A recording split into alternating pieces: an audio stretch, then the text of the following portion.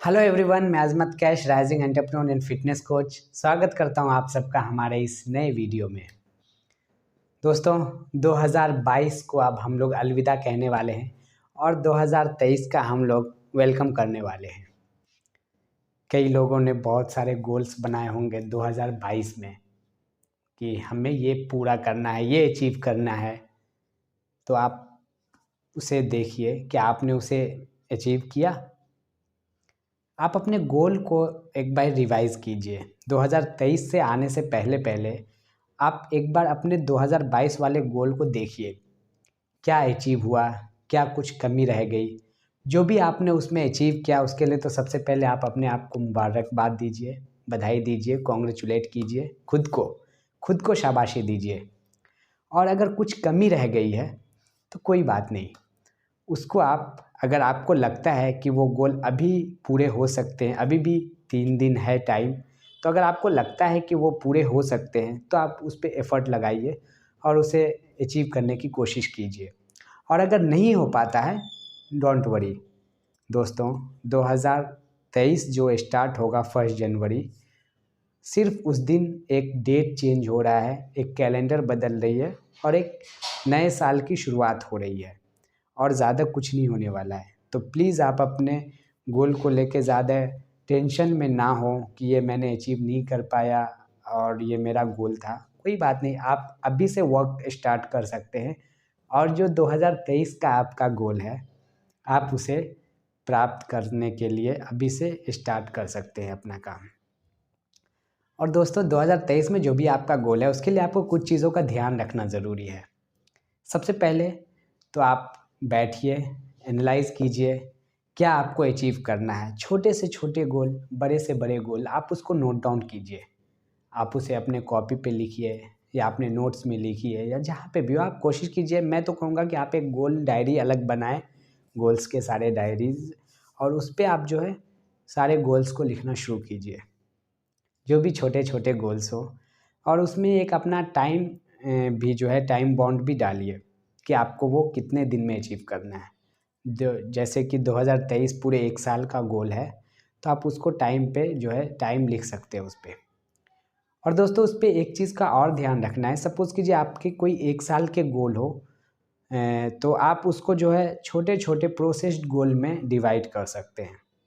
Suppose आपका कोई target हो जिसको आपको 1 साल में पूरा करना है, पूरे 2023 तक में, दिसंबर तक में, तो आप सबसे पहला दूसरा ये टारगेट फिर बनाइए कि उसके आधे, मतलब अगले 6 महीने में आपको कितना अचीव करना है, उसका एक अलग जो है आपको टारगेट रखना है। फिर अगले 3 महीने में आपको क्या अचीव करना है, उसका आप अलग जो है टारगेट सेट कीजिए। और अगले 1 महीने में क्या अचीव करना है। इससे ये होगा कि वो जो जो पूरे 1 साल के गोल है वो छोटे-छोटे टुकड़े में बँट जाएँगे, जिससे आपको वो थोड़ा ईज़ी लगने लगेगा। और फिर उस पे आपको प्रोसेस्ड गोल ये बनाना है कि क्या आपको उस पे एक्शन लेने चाहिए। सपोज़ कीजिए अगर 1 महीने में आपको कोई अचीव करना है तो उसके लिए आपको प्रतिदिन क्या वर्क करना है, क्या उसका रोड मैप है, वो आपको तैयार करना है सबसे पहले। और फिर उससे आपका वो गोल ट्रैक भी होता रहेगा। अगर आप 1 महीने में जो आपने अपना अचीवमेंट पूरा कर लिया तो अच्छी बात है, अगर आपसे नहीं हो पाता है तो फिर आपको थोड़ा ज़्यादा मेहनत करने की ज़रूरत है उस पे। तो इस तरह आप छोटे-छोटे गोल्स को डिवाइड कर सकते हैं प्रोसेस्ड गोल में। और उसके बाद जो अगला पॉइंट आता है, जो सबसे ज़्यादा इम्पोर्टेंट है, वो है टाइम मैनेजमेंट। जी हाँ दोस्तों, अपने गोल्स को जब बनाया है तो उसके लिए आपको टाइम मैनेज करना सबसे ज़्यादा ज़रूरी है। और इसके लिए आपको न्यू ईयर का वेट नहीं करना है कि मुझे 1 जनवरी से जो है अपने टाइम को मैनेज करना है, मुझे 1 जनवरी से जो है इतने बजे उठना है, ये काम इतने बजे होना चाहिए। आप अभी से अपनी आदतों में जो है टाइम मैनेजमेंट का जो है ये आदत लाएँ अभी से अपने रूटीन में। और उसके लिए बहुत ही सिंपल सा मैं खुद को अप्लाई करता हूँ वो मैं आपको बताने वाला हूँ। कई बार होता है कि हम लोग पूरा 24 आवर्स का टाइम मैनेजमेंट लिख देते हैं कि हमें इतने बजे उठना है, इतने बजे ब्रश करना है, इतने बजे खाना खाना है, इतने बजे ये काम करना है, वो काम करना है, मतलब पूरा 24 घंटे का लिख देते हैं। और फिर उसमें से कोई 1-2 भी अगर रूटीन नहीं हो पाया या कोई अचीव नहीं कर पाए, हम फॉलो नहीं कर पाते, तो फिर रिग्रेट फ़ील होता है हमें। तो आपको ये कोशिश करना है, अगर आपको प्रैक्टिस नहीं, वैसे तो अच्छा है ये कि आप प्रत्येक घंटे का आप अपने अकॉर्डिंग जो है वो टाइम मैनेजमेंट को लिखें। और अगर फिर भी वो नहीं हो पाता है तो आपको जो भी इम्पोर्टेंट वर्क है, सपोज़ कीजिए कल आपको जो भी करने हैं, आज रात को सोने से पहले आप उसको लिख सकते हैं कि कल मेरा इतने बजे से इतने बजे मेरा ऑफिस है, इतने बजे से इतने बजे मुझे ये करना है। जो भी इम्पोर्टेंट आपको काम लग रहे हैं, आप सिर्फ उसको लिख लीजिए टाइम के साथ, और बाकी जो टाइम खाली बच रहे हैं उसको खाली रहने दीजिए। अब हम लोग क्या गलती क्या करते हैं कि पूरा टाइम एग्जैक्ट 1 मिनट भी वेस्ट नहीं होना चाहिए, और उस चक्कर में क्या कर देते हैं, पूरा का पूरा दिन वेस्ट कर देते हैं एक मिनट बचाने के चक्कर में, और फॉलो कुछ नहीं हो पाता है और पूरा का पूरा दिन वेस्ट हो जाता है।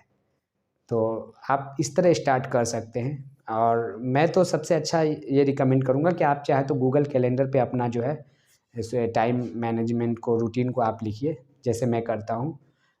कल मुझे सपोज़ करो कि मुझे 8 बजे मेरे फ़िटनेस क्लब को ओपन करना है, तो मैं वहाँ पे लिख देता हूँ कि मुझे 8 से 9 मेरे क्लब में रहना है। फिर अगर आपके किसी के 9 से 10 या फिर 9 से 5 सपोज़ कीजिए किसी का ऑफ़िस है, तो आप वहाँ पे लिख दीजिए 9 से 10 मुझे ऑफ़िस जाना है।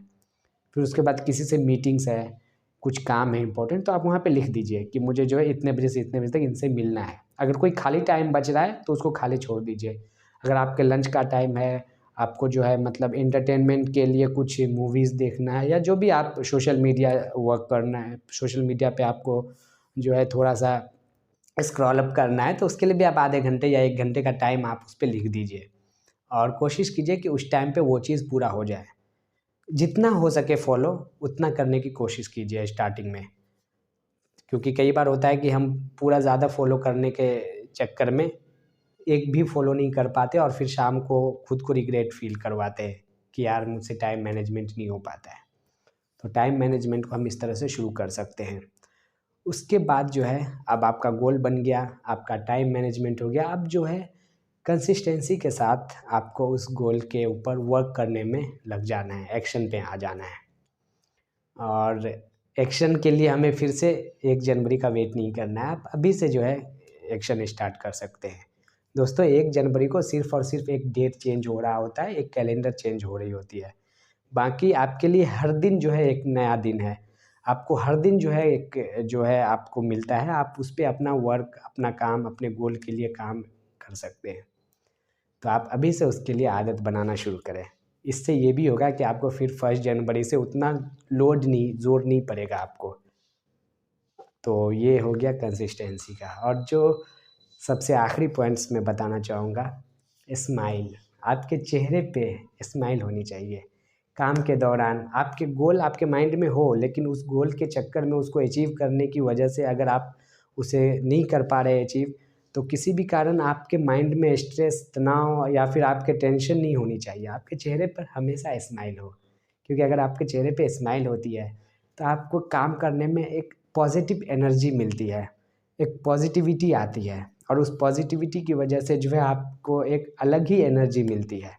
तो हमेशा अपने चेहरे पे स्माइल रखें। जब भी काम पे आप जाएँ, अपने काम के दौरान चेहरे पे स्माइल रखें। इससे आपको भी अच्छा लगेगा, और आपके जो आप जिनसे मिलेंगे उनको भी अच्छा लगेगा। दोस्तों मैंने इसे फ़ॉलो किया है, और अगर आप हमेशा स्माइल करते हैं तो आप सबके चहीते बन जाते हैं। तो दोस्तों स्माइल बहुत इम्पॉर्टेंट है। चेहरे पे स्माइल रखें, स्माइल के साथ अपने काम को करें। कोई बात नहीं, कुछ काम नहीं भी हो पा रहा है, अगर आपके अनुकूल कोई काम नहीं हो पा रहा है, इट्स ओके। आपने अपनी तरफ से बेस्ट दिया ना, हो गया। आपको अपना बेस्ट देना है। बाकी जो है क्या हो रहा है, क्या नहीं हो रहा है, उस पे आपको टेंशन लेने की ज़रूरत नहीं है। आपके चेहरे पे हमेशा स्माइल हो, और इस तरह से जो है आप अपने न्यू ईयर की शुरुआत कर सकते हैं। So thank you so much दोस्तों। आई होप कि मैंने आपके लाइफ में कुछ वैल्यू ऐड किया हो इस वीडियो के माध्यम से। तो थैंक यू सो मच। फिर मिलते हैं नेक्स्ट वीडियो में, तब तक के लिए बाय बाय, टेक केयर। हंसते रहिए, मुस्कुराते रहिए, लोगों के चेहरे पर मुस्कुराहट लाते रहिए।